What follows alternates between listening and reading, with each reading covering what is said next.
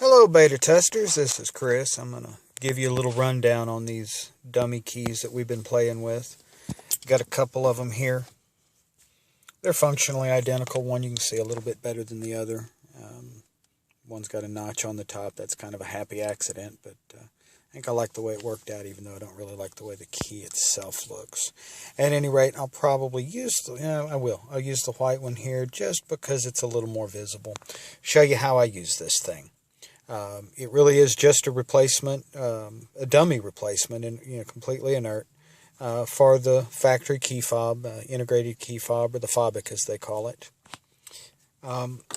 Just plugs directly into the ignition lock, and as you can see, the truck doesn't even recognize it because it is completely inert. In fact, I can open the door and it doesn't even tell me I've got a key in the ignition. So that's how dead it actually is. I can cycle it all the way over. For some reason, the dashboard lights up whenever I cycle it. I don't know exactly what's going on there, but point is, the truck doesn't start.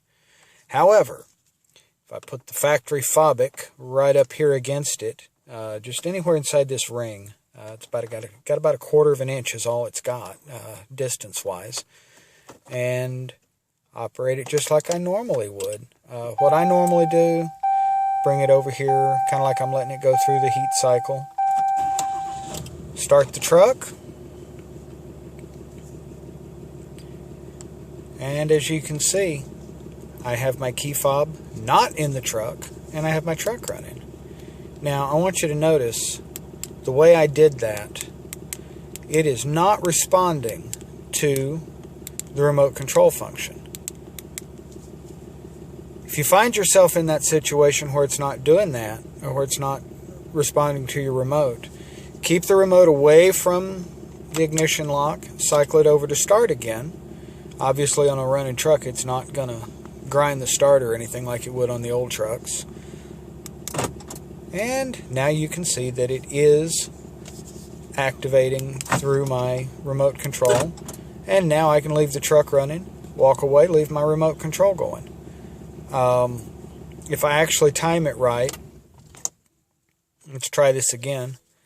If I time it right, bring it over here to the run position, let it set for a couple of seconds, do its normal thing, pull my key fob away, start the truck. I think you've got about a 5-second delay. Haven't figured out exactly how long that is, but there is a period of delay between the time that the fob was being read by the radio and when it actually works. And you can see that by doing it that way, my remote control functions work. So it's just a matter of timing. Once you get it all in place and get comfortable with it, looks like it works just fine.